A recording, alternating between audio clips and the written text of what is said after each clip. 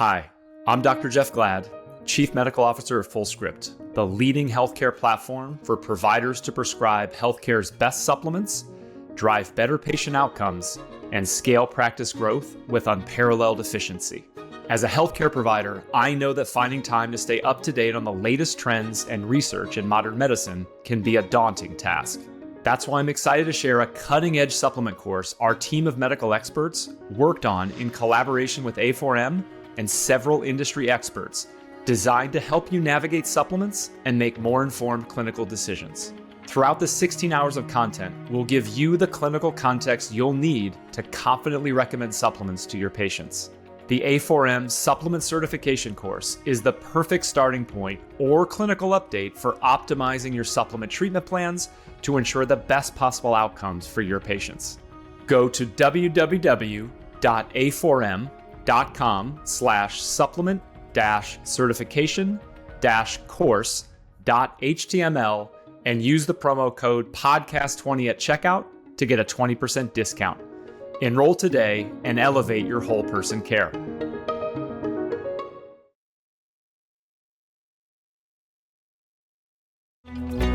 Welcome to Redefining Medicine, an intimate and personalized program that illustrates a different side of the practice of medicine. Our in-depth conversations will focus on the physicians and practitioners who are redefining medicine through their integrative, functional, and holistic approach to health and well-being.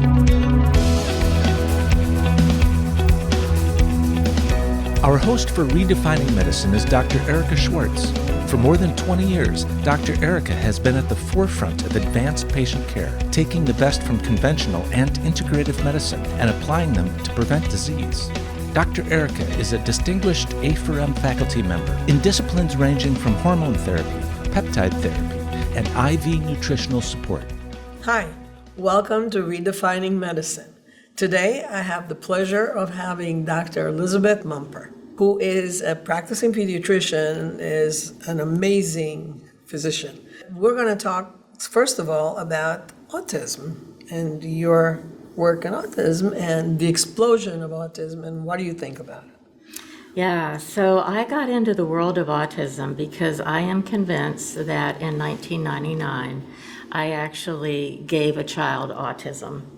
I was faculty at a residency program at the time. I was director of pediatric education, and I had this perfectly normal little African-American toddler who was gorgeous and developmentally normal. And as was recommended at the time, and actually still recommended, I gave him an MMR vaccine. And with no other precipitant or trigger that I could identify, he immediately regressed developmentally. He lost language. He developed this horrible, mushy, yellow diarrhea that went on for months. And, this was back before I knew anything about Andy Wakefield and the MMR controversy and all of that. How old was the kid? The child was 15 months old at the time. Mm-hmm. And so I really struggled to figure out what had happened to him, but I had also noticed that, from the time I originally went into practice, which I started my training in 1980, until this time, which was in the late 90s, there was a big increase in the number of kids I saw with all kinds of neuropsychiatric stuff, not just autism, but other developmental delays, kids that had ADHD, kids that had trouble with emotional regulation. Just seemed like we were doing something bad to kids' brains. So that led me to start a practice in 2000 to try to fill the gaps in my community and take care of the kids that I felt like were slipping through the cracks. And I just, through a series of serendipitous events, I met people that knew a lot about children and neurology and autism. I met Bernard Rimland, who was the psychologist who debunked the myth of the refrigerator mother, because remember back in the 60s, we were being told that these cold mothers were making their kids autistic, and that was purely a psychological theory without any basis in fact. And Dr. Rimland was one of the first to realize that there were nutraceutical things that were involved in autism. So he was very early on interested in things like magnesium and B6, and really was ahead of his time. I met other clinicians, and then I started going to the Autism Research Institute meetings, and within a few years I became the medical director for them. For 5 years I did that job. And part of what we did was put on conferences that were a bit unique in that we had the bench scientists, the clinicians, and the parents come together and listen to the same information. Brilliant. And frankly, the parents were the ones that told us there's some kind of thing with the gut. You know, my kid had all kinds of gut problems at the same time that they had brain problems. And of course, now the whole gut-brain axis has made it into mainstream medicine. But back then, you know, the parents were being some pioneers there. And it was really valuable to me to be in that position because we also had think tanks several times a year, and we would bring together bench scientists and clinicians. And I think one of the problems with medicine, and it's, I think, getting worse with time, is that we're all chopping everything up to specialties. You know, the cardiologist takes care of your heart, but somebody else takes care of your liver, and somebody else takes care of your bones. And it's hard to find a good generalist who has a depth of knowledge who can kind of, you know, coordinate all that stuff. So long story short, we started innovating by treating the medical problems that these kids had. So we treated their gut dysbiosis, we treated their gut inflammation, we treated their food allergies. We found that a lot of them had metabolic problems, specifically, ironically, methylation biochemistry problems, which again is now in the forefront of medicine, at least in integrative conferences. Right. And back then in 2004, when we started doing it, it was a bit of a pioneering thing. We discovered that these kids, as many as 85% of them had problems with their mitochondria. So, you know, your brain is one of the two organs that needs your mitochondria the most. And so by treating their mitochondria, we got them better brain function. They also tended to have a lot of immune dysregulation. They tended to be more allergic and more autoimmune and not as good at fighting bacteria, funguses, yeast, and viruses. So working on their immune balance was good. And the last thing, which is really important, is attending to detoxification. If you think about it, you can't go from 1 in 5,000 autistic kids, which is what it was in 1980 when I graduated from medical school, to 1 in 36 children in America today, if it's just a genetic disease. That has to be environmental influences. Correct. And yet the government and other organizations have spent billions of dollars chasing the autism gene. And the reality is it's at least 100 genes in many different pathways that are involved. So, you know, you can't expect a kid who's got essentially an inflammatory bowel disease, a lot of allergies, doesn't have any energy because their mitochondria don't work. How can you sit them down in speech therapy or applied behavioral analysis therapy and expect them to perform well? You know, it's very cruel when you think about it that, you know, for kids with autism, if we're not treating their medical problems, we're sending them to school all day and then having them do ABA after school, and they never get a chance to be a kid and play, and they live most of their childhood with pain or other medical issues. So that's been the focus of my career the last 25 years. And I am very eager to continue to share that perspective with other physicians and clinicians so that hopefully we can develop a workforce that will actually tend to the care of these children. One of my concerns is that pediatricians are being taught to identify it early and then refer to therapy. But they're not confident enough in tackling the medical issues. And I think that really is a handicap for the children who have to live with the chronic pain.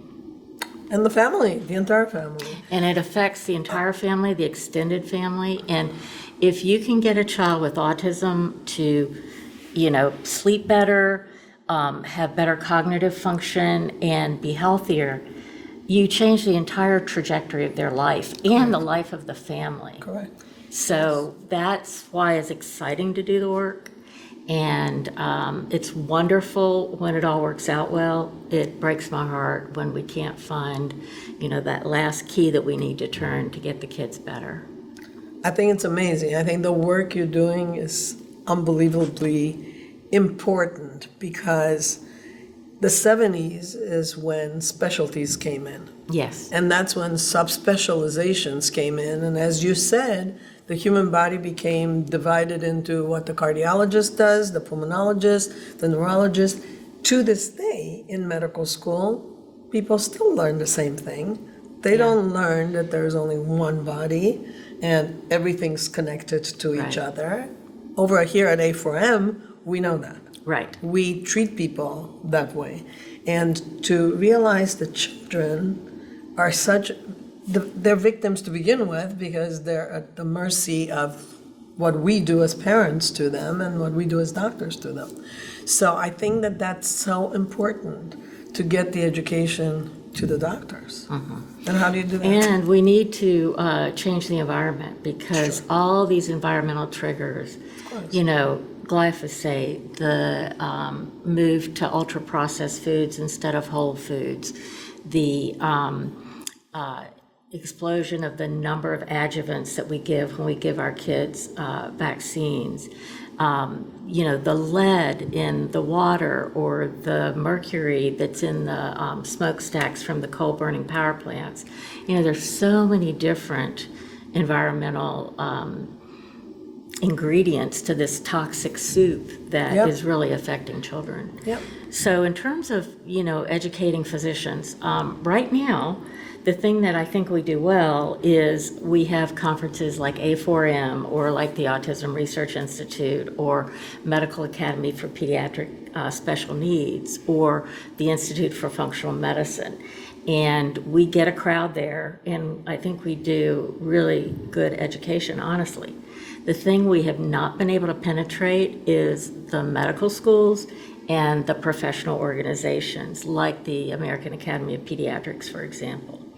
I think our medical students are learning more and more by protocols and algorithms. I saw this very much when I was in medical education, and I continued to teach residents and medical students in my practice, even after I quit being director of pediatric education in the residency program. And this trend toward making them think about the patient, the symptom, and the protocol, I think is so destructive because the way I like to do medicine, what makes it fun and challenging and I think more successful is to take a history of the child within the context of the family, look at the whole picture, ask all the questions about what they eat and how well they sleep and do they play every day? Do they have nurturing relationships or do they have, some kind of social situation where they're being mistreated in some way?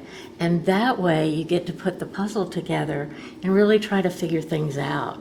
And I kind of mourn the fact that I feel like we're losing that in I hope we're not the losing way it. that medicine is going. I hope we're not, because we're here, and what you're saying in pediatrics, I've been doing in adults for the past 30 years. Right. And there are a lot of us, and we're finally coming together. And I think pediatrics is such an important part of this.